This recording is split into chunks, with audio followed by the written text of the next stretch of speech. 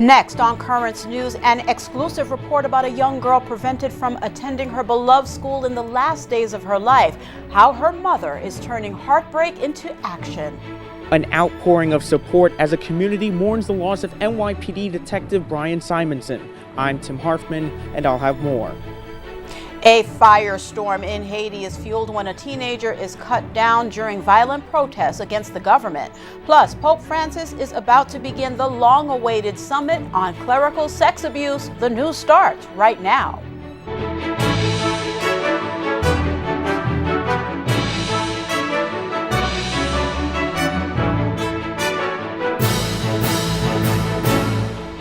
They fail her and they fail so many kids. A Brooklyn mother is speaking out. Her daughter was kept out of school, the place she loved, until she died. Now Nicole Cable is taking action. Good evening, everyone. I'm Liz Faublas. Tonight, the brave woman is fighting in memory of her child, Sally. The girl suffered from leukemia. The one place that made Sally feel better was school.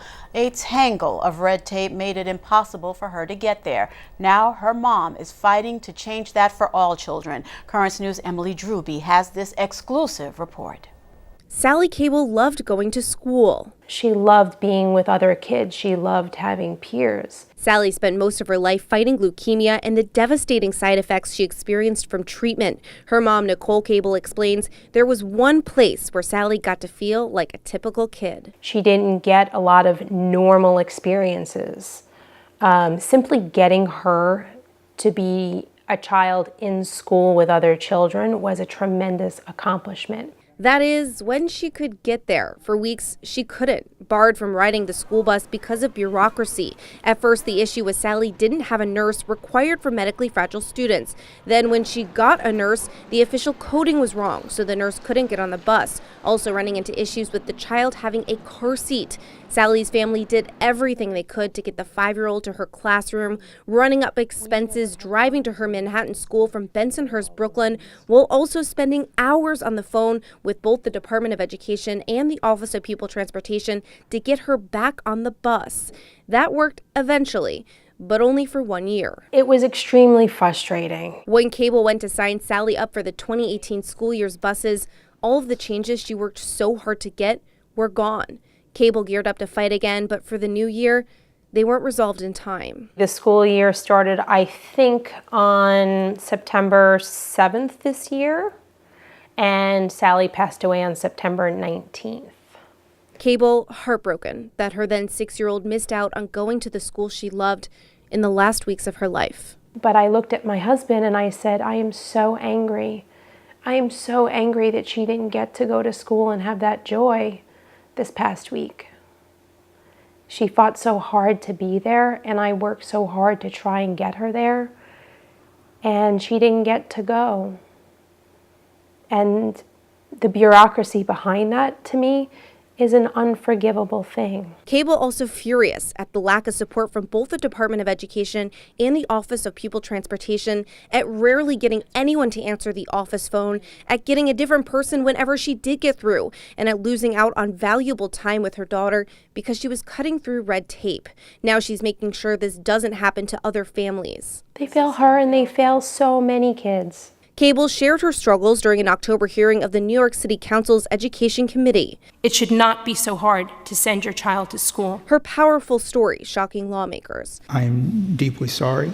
And inspiring change. We were speechless. New York City Councilman Justin Brannan, who covers the Cable's Brooklyn neighborhood, has known the family for years because of the struggles they've endured with Sally's illness. His office currently drafting a bill that would create what he calls a concierge within the Department of Education, someone to ensure special cases like Sally's don't get lost. Once we get it moving, it'll become real, and that's really because of Nicole and the Cable family. I think I'll feel a sense of justice. Brannan's office hopes to have the bill introduced by the end of the month. We did reach out to both the Department of Education and the Office of Pupil Transportation. They did not provide a comment. Liz? Oh, Emily, it sounds like the whole Cable family has been through so much. What inspired Nicole to tell this story? Well, first of all, Nicole is one of the most inspirational people I have ever met. She started fighting for a better busing just a month after losing her daughter. And she told me one of the reasons she was doing this is to make sure that no other families ever have to go through this again. All right, Emily, thank you so much. Our prayers with that family. Signs of love for a fallen hero. The memorial to NYPD Detective Brian Simonson, killed in the line of duty, is growing by the hour in Queens. The 19-year veteran was cut down by friendly fire when he responded to reports of an armed robbery a week ago. Currents News' Tim Harfman is standing by in Richmond Hill, where residents are saying their final goodbyes. Tim? Liz, Detective Simonson's massive Christian burial will take place tomorrow. Tonight, the painful loss is still raw in this Queens neighborhood where he served for so many years. You can see the memorial behind me, an outpouring of support for the fallen hero and for the NYPD. All day long, Richmond Hill residents stopped by the 102nd Precinct, paying their respects to Detective Brian Simonson. All these guys are such good guys. The guys look out for the community so much, and it was so heartbreaking to hear that. Flowers, candles, balloons, just part of the growing memorial. Heidi Venn stopped to pray. This is very pain for the community, especially for me. We have a lot of respect for the official. She remembers seeing Simonson around the community he served. He was nice, very nice person. He listened to the people. The 42-year-old was a 19-year veteran of the department. A massive Christian burial will be held tomorrow at 10 a.m. at St. Rosalie Church in Hampton Bays, Long Island. The loss hits this Queens community especially hard. Father Christopher Henyu ministers to Catholics at Holy Child Jesus Church, located blocks from the precinct. It was really sad to see that it was so close, and then to hear that it was a police officer from our own precinct in our parish boundaries was difficult to hear as well. So Father Henyu and other worshipers escorted students from the parish's Catholic Academy to the memorial, leaving cards and flowers. As a priest, you feel a sense of fatherly care, pastoral care that you should have for the local precincts. Years ago, the policeman was your friend, and we don't get that so much anymore. You used to say, good day, officer, good morning, officer, nice day. We want the kids to realize that the police are your friends, and look at the tremendous sacrifice that they did make. Detective Simonson was shot by friendly fire while responding to reports of an armed robbery at a T-Mobile store in Richmond Hill. Now residents say they'll never forget Simonson's sacrifice. Somebody gave their life to protect somebody in this neighborhood, a store owner in this neighborhood. This community is standing behind them 100%. And Holy Child Jesus Church will honor Detective Simonson with a memorial mass this Saturday, February 23rd at 5 p.m. The church is located at 111-11 86th Avenue here in Richmond Hill, Queens. Liz, I'll send it back to you. Tim, before you go, if worshipers can't make it to that mass or tomorrow's funeral, is there anything else that they can do? Yes, the Simonson family is asking people to donate to the Healing Haven Animal Foundation in lieu of flowers. You can go online to healinghavenaf.org and click on the donate button. Outside the 102nd Police Precinct, Tim Harfman, Currents News. Liz? All right, Tim, thank you very much. As Tim reported, the massive Christian burial for Detective Simonson will be celebrated at St. Rosalie's Church on East Montauk Highway in Hampton Bays tomorrow at 10 a.m. There's troubling news tonight about hate crimes in New York City. They're up a lot so far this year, with anti-Semitic attacks fueling the surge. There have been 55 hate crimes reported as of February 17th. Most of them, a total of 36, involve violence targeting Jews. Overall, hate crimes have increased 72% compared with the same period a year ago. The highly anticipated Vatican Summit on Clerical Sex Abuse begins this Thursday. Prominent survivor Marie Collins is strongly urging all the bishops who are attending to act immediately to better protect children. This is a perfect opportunity to get each one of them to sign up to implementing proper safeguarding. We were told by the Vatican recently that only 50% of these Episcopal conferences actually have guidelines which are up to the standard that are approved by the Vatican. Ms. Collins was a member of the Pope's Special Commission for the Protection of Minors. She quit, citing resistance from the Vatican to reform. Also, speaking out in advance of the summit, a leading U.S. organization dedicated to documenting sex abuse. They're in Rome and are praising the Brooklyn Diocese for the release of a list of clergy credibly accused of sexual abuse of a minor. The group's co-director spoke with Melissa Butts, who's standing by in St. Peter's Square. An element to calling the Summit on Sexual Abuse here in the Vatican has been the release of names of accused priests and bishops. One organization believes that this is the key to uncovering the abuse and also finding healing for victims. Survivors' accounts, a database of accused priests, and files on bishops are just the beginning of the information Bishop Accountability has gathered on the abuse crisis. Besides the revelations, the website's co-director says it's also a relief for victims. When they go on our website and see their perpetrator's name, immediately they realize it wasn't them, that there was someone else and that it was the perpetrator who is to blame, not them. Anne is an expert and research analyst on cases of abuse worldwide, but has extensively studied the United States. I have always said that the ultimate act of compassion by a bishop is to release the names of credibly accused priests. I'm glad Brooklyn Diocese finally did so. While here in the Vatican, Bishop Accountability is trying to share the truth and names of the priests or bishops that have been accused not only of abuse, but also cover-up. This information comes from their research and many reports that journalists have started over the years. It's a very serious matter they believe is not being taken so here in the Eternal City. Their research also shows that the United States is one of the only countries with a push for zero tolerance, an idea that has not been spoken about very much here at the Vatican leading up to the summit. At the Vatican, Melissa Butts, Currents News. Back to you in New York, Liz. Thanks, Melissa. The Diocese of Brooklyn's website now has a special section where people can go to get all the information in one place. It includes the newly released clergy list as well as videos and resources. Go to dioceseofbrooklyn.org and on the homepage, click on Clergy Sex Abuse Crisis Response. Currents News will have team coverage of the Abuse Summit, including in-depth analysis from Crux editor John Allen and exclusive reports from national correspondent for the Tablet and Crux Christopher White, beginning this Thursday, February 21st at 7 p.m.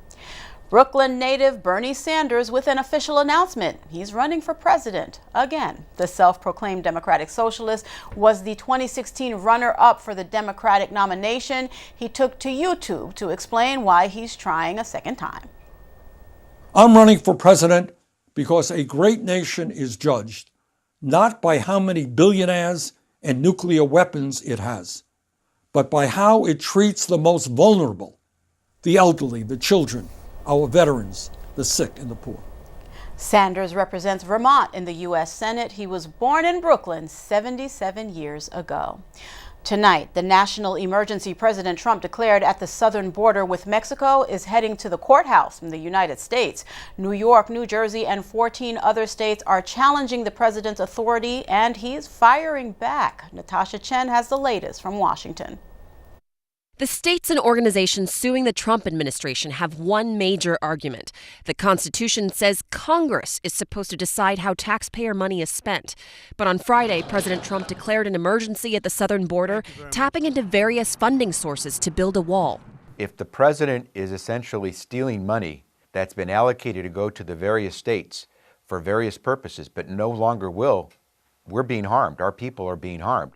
California Attorney General Javier Becerra is leading a group of 16 states in a lawsuit filed Monday night. President Trump responded in the Oval Office Tuesday. And I think we'll do very well. We have absolute right to do that. I have an absolute right to call national security. We need strong borders. He predicted on Friday that he'd be sued in the Ninth Circuit. And then we'll get another bad ruling, and then we'll end up in the Supreme Court, and hopefully we'll get a fair shake, and we'll win in the Supreme Court. Legal experts say it might be difficult for plaintiffs to fight on the basis of the emergency declaration itself. The president has a wide discretion over what constitutes a national emergency. But a key question is whether the statute President Trump has invoked, which in this case requires the use of armed forces, can be used to fund the wall.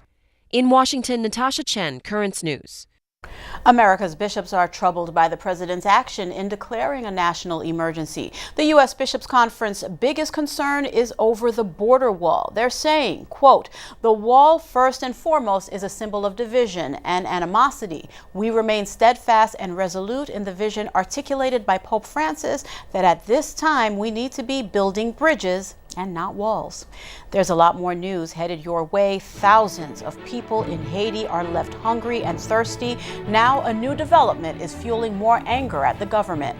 Tensions with Venezuela are escalating as the deadline for aiding the country fast approaches. We'll hear from the president. And despite the dangers from ISIS terrorists, a Christian woman in Baghdad welcomed Muslim refugees into her home.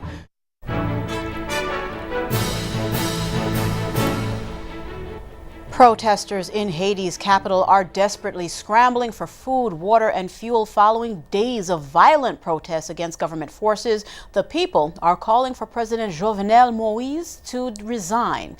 Haitian authorities are holding 8 people in custody, including 5 Americans, and they're all facing weapons charges. The unrest began almost 2 weeks ago in protests against soaring inflation and claims of corruption. Now, there's a new violent development that's fueling further anger at the government. Sam Kiley reports. Torn by violence and riots for almost a week, opposition supporters rampage and demand the resignation of the president and his government. No official figures exist for the death toll, but one family is certain that Roberto Feluzma died here. He was 14 and shot dead, they claim, during the riots by Haitian police. Unable to protect him in life, she defends him in death.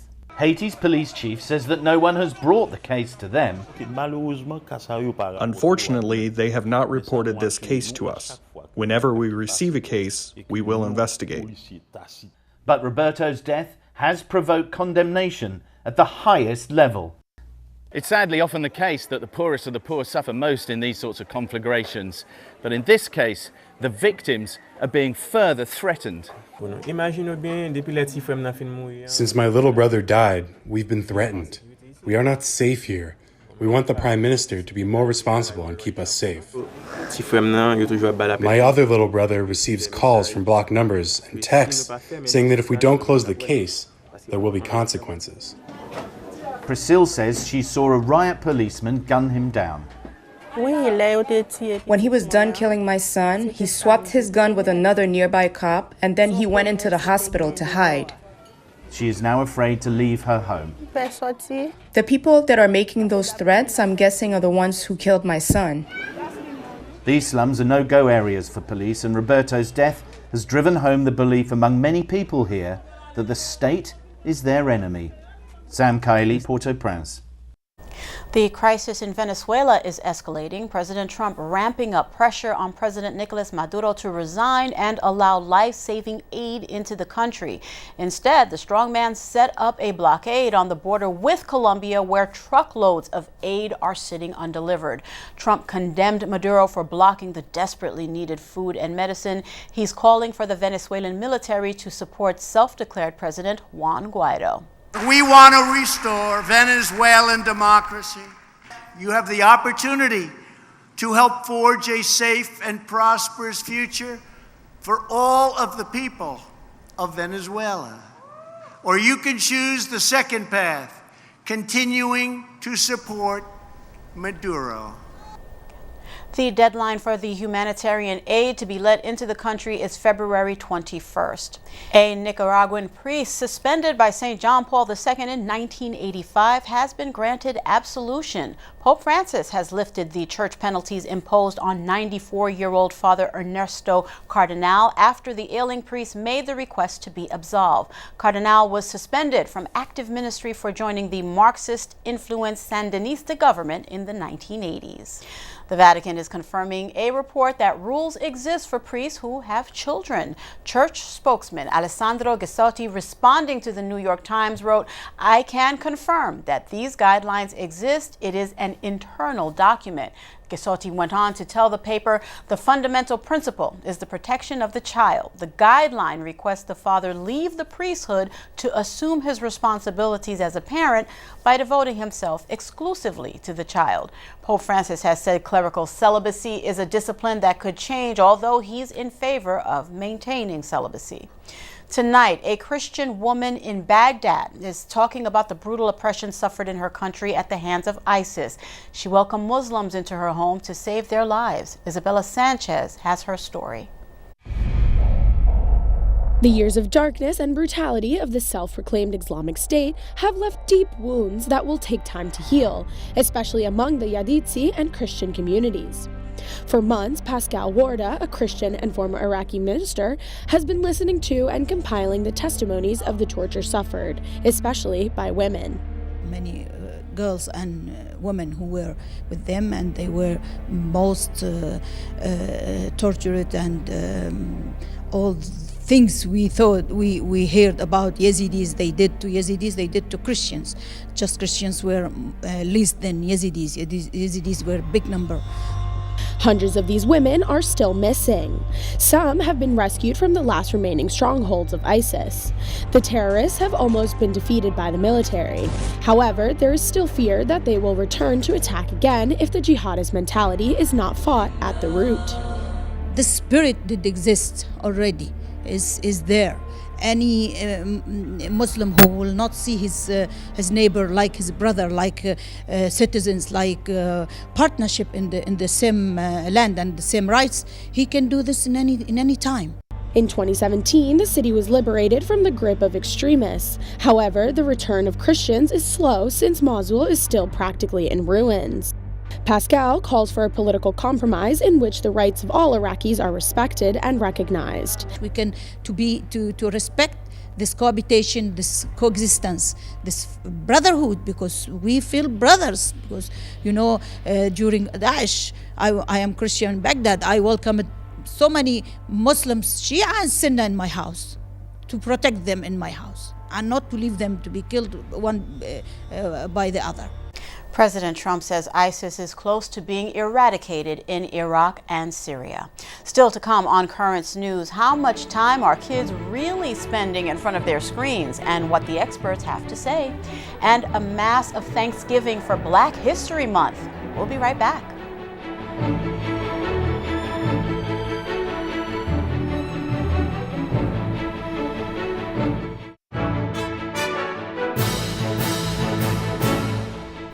Kids are spending a lot more time in front of their screens. A new study finds that kids under the age of 2 are staring at screens for more than 3 hours a day. Most of the time they're watching TV. That's an increase of more than 300% since 1997. Experts link excessive screen time to developmental difficulties, with the biggest dangers involving cognitive, verbal, and social growth. The Diocese of Brooklyn remembered its roots during a special liturgy this weekend.